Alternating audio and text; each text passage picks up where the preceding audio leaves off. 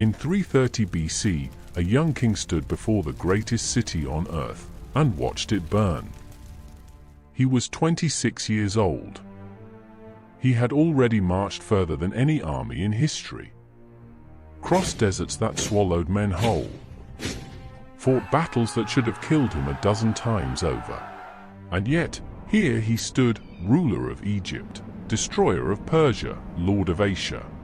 His name was Alexander, son of Philip of Macedon, student of Aristotle, and, in his own mind, son of Zeus himself. This is the story of how one man, in just 13 years, conquered the known world. To understand Alexander, you must first understand where he came from and what he was born into. Macedonia, in the 4th century BC, was not Athens. It was not Sparta. To the refined city-states of southern Greece, Macedonia was a semi-barbarous backwater, a kingdom on the fringe of the civilized world, ruled by warrior kings who drank too much and died too young. But all of that was about to change. In 382 BC, a prince was born in Macedonia who would transform it into the most feared military power in the Greek world. His name was Philip II, and in 356 BC, his wife Olympias, a fierce, brilliant woman from the royal house of Epirus, gave birth to a son.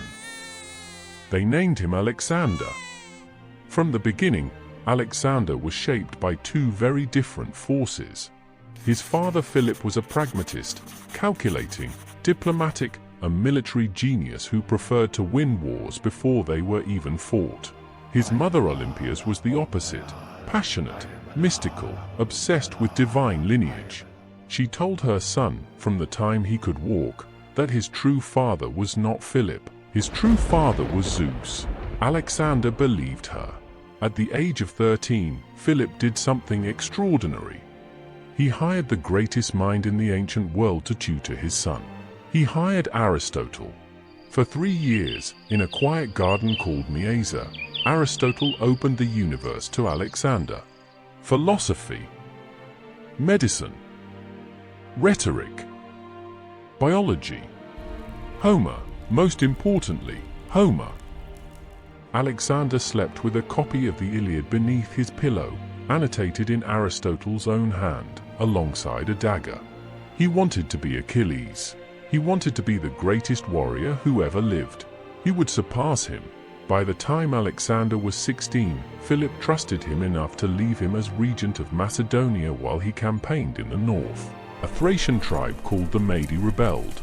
Alexander didn't send a general. He led the army himself, crushed the rebellion, and founded his first city on the site of the victory, naming it Alexandropolis. He was 16 years old. At 18, at the Battle of Chaeronea, Alexander commanded the Macedonian cavalry that shattered the sacred band of Thebes, an elite force of 300 warriors who had never been defeated. He destroyed them in a single charge. Philip, watching from across the battlefield, is said to have wept with pride. Their relationship, however, was complicated. Philip remarried. The new wife, Cleopatra of Macedon, threatened Alexander's place in the succession. At a royal banquet, Philip's general drunkenly toasted the hope for a legitimate heir, implying Alexander was not. Philip rose with his sword drawn. He stumbled and fell. Alexander looked down at his father on the floor and said, quietly, "Here is the man who was preparing to cross from Europe into Asia, and he cannot even cross from one couch to another." It was the last public humiliation between them. In 336 BC, Philip II of Macedon was assassinated at his daughter's wedding, stabbed by one of his own bodyguards. Alexander was 20 years old, and he was king. The moment Philip died, the world assumed his kingdom would die with him. The Greek city-states erupted. Thebes revolted. Athens celebrated. Illyrian tribes in the north massed for invasion. Even within Macedonia, rivals to the throne emerged. Alexander moved with a speed that no one was prepared for. In the space of just 2 years, he marched south, north, east, and west, sometimes covering 30 miles a day, crushing every rebellion before it could take root. His generals thought he was reckless. His enemies thought he was lucky. Neither was quite right. When Thebes revolted and appealed to the rest of Greece to join them, Alexander arrived before any help could reach them. He destroyed Thebes, razed it to the ground, sold its 30,000 citizens into slavery. He left only the temple standing and the house of the poet Pindar, whose verses he admired. It was a calculated act of terror. And it worked. No Greek city revolted again. By 334 BC, Alexander had done what had seemed impossible. He had pacified Greece, secured his northern borders, and consolidated his hold on Macedonia. His father's dream, an invasion of Persia, was finally within reach. He appointed his most trusted general, Antipater, to govern Greece and Macedonia in his absence. He took with him 47,000 soldiers, infantry, cavalry, engineers, physicians, philosophers, historians, and surveyors. At the Hellespont, the narrow strait that separates Europe from Asia, Alexander did something that tells you everything about who he was. As his ship crossed the water, he threw his spear into the Asian shore. He claimed the continent by right of conquest before a single battle had been fought. Then he visited Troy. He ran naked around the tomb of Achilles, his hero. He laid a wreath. His companion Hephaestion laid one at the tomb of Patroclus, Achilles' beloved. The message was clear and intentional. This was not just a military campaign. This was an epic. The war had begun. The Persian Empire in 334 BC was the largest empire the world had ever seen. It stretched from Egypt to India. Its king, Darius III, commanded hundreds of thousands of soldiers, a vast treasury, and the loyalty, or at least the submission, of dozens of nations and peoples. Alexander had 47,000 men and no money. He was, by any rational calculation, outmatched. He won his first major engagement at the Granicus River in May of 334 BC. The Persian satraps, regional governors, had assembled their cavalry on the far bank of the Granicus, intending to stop Alexander before he could gain a foothold in Asia. They had the advantage of position. The river was swift, the banks were steep, and any army crossing would be vulnerable. Alexander's generals urged caution. His senior commander Parmenion suggested waiting until dawn, when the Persians might be less alert. Alexander refused. He led the charge personally, riding directly into the river, into a hail of javelins and cavalry. He was nearly killed. A Persian nobleman raised his sword and brought it down onto Alexander's helmet, splitting it open. Another Persian was already raising his spear for the killing blow when Alexander's bodyguard Cletus cut off his arm. The battle lasted only a few hours. The Persian cavalry broke. Alexander had his first victory on Asian soil. What followed over the next months was a masterclass in military psychology. Alexander did not simply conquer cities. He liberated them. He presented himself not as an invader, but as a deliverer, freeing Greek-speaking cities from Persian rule, reducing their taxes, restoring their autonomy. City after city opened its gates without a fight. Sardis, Ephesus, Miletus. One by one, the great cities of Asia Minor fell, some in battle, most by negotiation. There was one exception. Halicarnassus, a massive, heavily fortified city on the Aegean coast, commanded by a brilliant Greek mercenary in Persian service named Memnon of Rhodes. Memnon understood something the Persian satraps had not. You could not defeat Alexander in open battle. You had to deny him what he needed most: supplies, money, and time. Memnon's strategy was to fight a war of attrition, to bleed Alexander slowly while using the Persian fleet to cut off his supply lines and carry the war back to Greece. It was, arguably, the only strategy that could have worked. It failed, not because Alexander defeated it, but because Memnon died of fever in 333 BC, in the middle of his campaign. History turns, sometimes, on the most arbitrary moments. Alexander took Halicarnassus after a brutal siege. He burned part of the city and then moved on. By the spring of 333 BC, Alexander had cleared all of Asia Minor. He had secured his supply lines, replenished his treasury, and demonstrated to the Persian Empire that he was not going to be stopped. Now came the confrontation he had been moving toward all along. Darius himself was coming. In the autumn of 333 BC, Darius III made a decision that altered the course of the campaign. He decided to lead the Persian army personally. He assembled a force of perhaps 100,000 men, some ancient sources say far more, though modern historians are skeptical, and marched to confront Alexander. What happened next is one of the great ironies of ancient history. The two armies missed each other. Darius marched north through the Syrian Gates, a mountain pass, while Alexander had already passed through it going south. When Alexander's scouts brought the news that the Persian king was now behind him, to his north, Alexander turned around. He marched back. The battle was fought on a narrow coastal plain near the town of Issus, where the mountains meet the sea. Darius had chosen this ground thinking it would give his vast numerical superiority room to operate. In fact, it did the opposite. The narrow plain negated the Persian numbers. Darius had brought 100,000 men to fight in a space that could barely accommodate 20. Alexander, once again, led the charge personally. He rode the companion cavalry, his elite heavy horsemen, directly toward Darius on the Persian left. The Persian line held for a moment, then collapsed. And then something remarkable happened. Darius fled.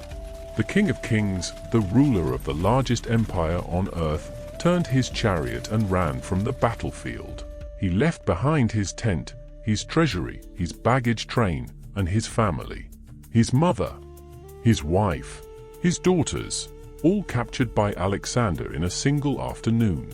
When Alexander visited Darius's captured mother, Sisygambis, the following morning, she prostrated herself before his companion Hephaestion by mistake, thinking he was the king.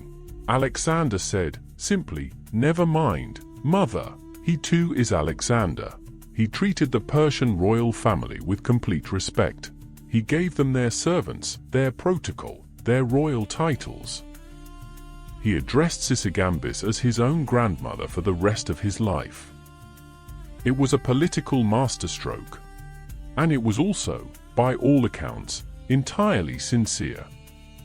Darius, from the safety of his retreat into Persia's heartland, sent Alexander a letter. He offered a ransom for his family. He offered a treaty. He offered half his empire. Alexander's senior commander Parmenion is said to have told him, "I would accept, if I were Alexander."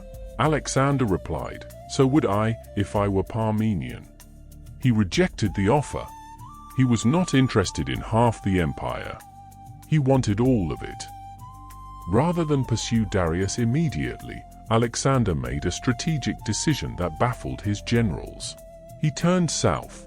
He would not move into Persia until he had secured the entire eastern Mediterranean coastline, every port, every harbor, every city that could threaten his supply lines from the sea. Most cities surrendered without a fight. By blows. Sidon, the great cities of Phoenicia, one after another, opened their gates. Then came Tyre. Tyre was one of the wonders of the ancient world, a city built on an island, half a mile off the coast, protected by walls 150 feet high and the greatest navy in the Mediterranean. Its citizens believed they were impregnable. When Alexander requested permission to sacrifice at their temple of Melkart, they refused. Alexander besieged them for 7 months. He did something that no military commander had ever attempted. He built a causeway, a mole of stone, earth, and timber, across the sea to the island. His engineers worked for months, under constant attack from Tyrian ships, while Alexander's own fleet fought to hold off their navy. When the mole finally reached the walls, Alexander personally led the assault. Tyre fell in August of 332 BC. 8,000 of its citizens were killed in the fighting. 30,000 more were sold into slavery. The message, like the destruction of Thebes, was intentional. If you resist, this is what happens. From Tyre, Alexander marched south into Egypt. Egypt, under Persian rule for 2 centuries, greeted him not as a conqueror but as a liberator. The Persians had been deeply unpopular. They had shown contempt for Egyptian religion, violated temples, and taxed the population heavily. Alexander did none of these things. He made sacrifice to the Egyptian gods. He visited the oracle of the god Amun at the Siwa oasis, a 300-mile journey through the Libyan desert. What was said to him there, in the inner sanctum of the oracle, he kept secret for the rest of his life. He told only one person, his mother Olympias, in a letter he burned before anyone could read it. What we know is that when Alexander emerged from the oracle, he claimed that the god had called him not Philip's son, but the son of Amun himself. Zeus, Amun, the same divine father, in 2 languages. He founded Alexandria before he left Egypt. He personally walked the perimeter of the city with barley meal, drawing its future streets in the sand. When birds came and ate the barley, his seers said it was a bad omen. Alexander said it was a sign that Alexandria would feed the world. He was right. Within a century, Alexandria was the greatest city on earth. In the spring of 331 BC, Alexander turned east again, toward Persia, toward Darius. Darius had spent the intervening years preparing. He had raised a new army, larger, better equipped, with side chariots and war elephants from India. He had chosen a vast, flat plain near the village of Gaugamela, in what is now northern Iraq, specifically to give his cavalry and chariots the room they needed to operate. He had even had the ground leveled to ensure there were no obstacles. The Battle of Gaugamela, fought on October 1st, 331 BC, was the decisive engagement of Alexander's campaign. It was also one of the greatest feats of military command in human history. Darius opened with his side chariots, war machines designed to cut through infantry formations like blades through wheat. Alexander had trained his men for exactly this. They opened gaps in their lines, let the chariots through, then closed and cut down the drivers from behind. As the battle developed, a gap opened in the Persian line. Alexander, watching from horseback, saw it instantly. He gathered the companion cavalry, formed them into a wedge, and led them directly into the gap, driving straight toward Darius. For the second time, Darius fled. The Persian Empire did not collapse that day. It had been crumbling for years under its own weight. But Gaugamela ended it. There would be no recovery, no final Persian victory. Babylon fell without a siege. Susa fell without a siege. The great royal road that connected Persia from end to end opened before Alexander like a path laid out by fate. At Persepolis, the spiritual heart of the Persian Empire, the city where Darius and his ancestors had been crowned, Alexander took the treasury. The riches accumulated over 2 centuries of empire, gold, silver, jewels, and artifacts beyond counting. It took 10,000 mules and 5,000 camels to carry it away. Then, after some months in the city, something happened that remains one of history's most debated moments. Persepolis burned.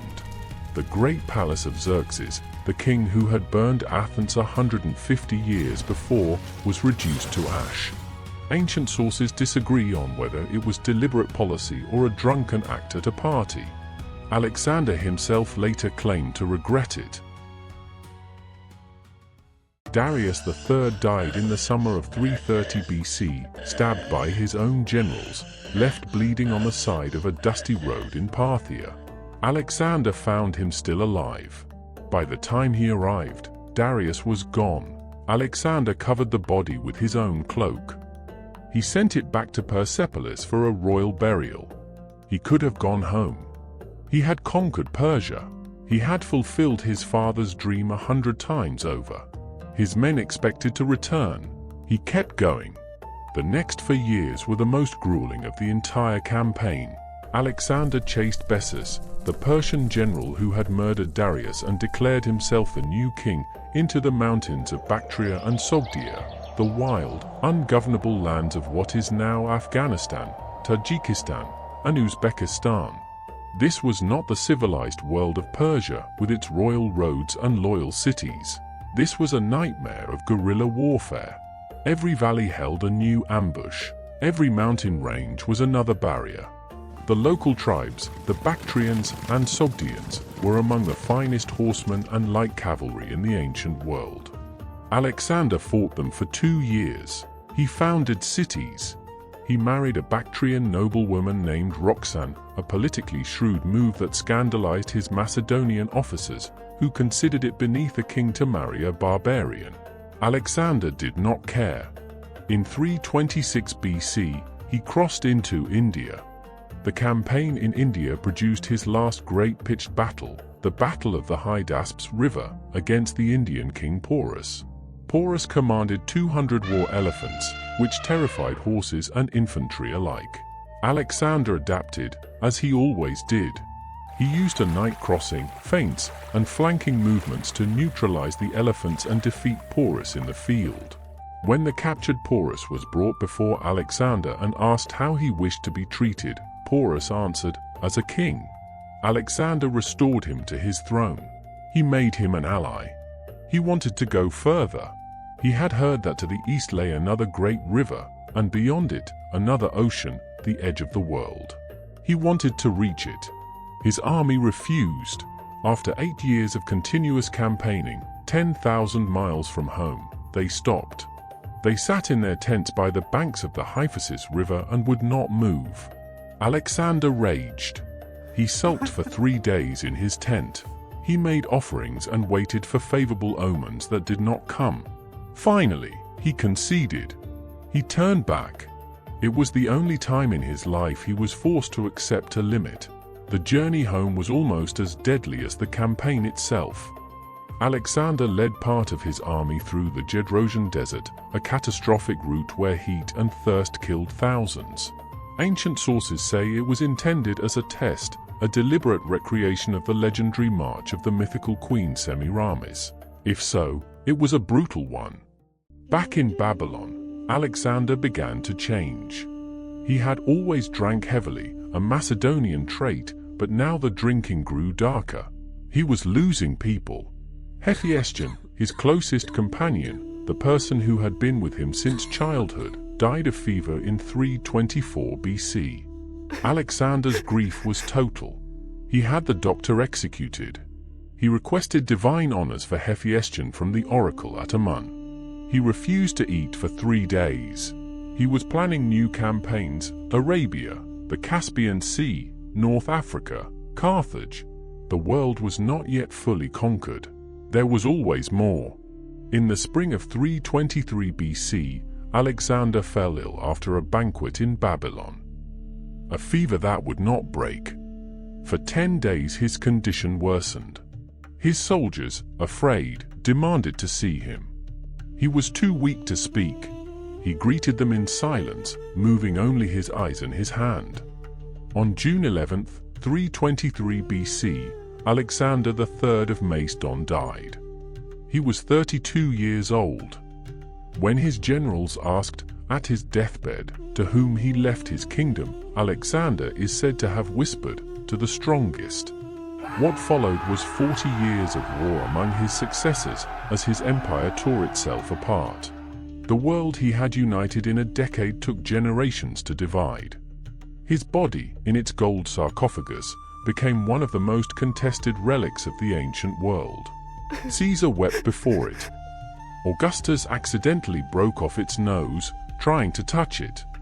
Eventually, it was lost to history. No one knows where Alexander is buried. What he left behind cannot be measured in territories or tax revenues. He spread Greek language, art, philosophy, and science across 3 continents. He opened trade routes that connected the Mediterranean to India for the first time. He founded over 20 cities, most of them named Alexandria, seeds of civilization planted across the ancient world. He changed the very idea of what one human being could accomplish. And yet, in the end, he died in a palace in Babylon, 1,000 miles from home, his empire already fracturing, his closest friend already dead. 32 years old. Was he the greatest conqueror who ever lived? Almost certainly. Was he a great man? That depends on what you mean by greatness. He never lost a battle. He conquered the known world. He burned cities and freed cities. He married his enemies and executed his friends. He claimed to be a god and wept like a child at his best friend's grave. He was, in every sense, larger than life. And yet, life was too small to hold him for very long.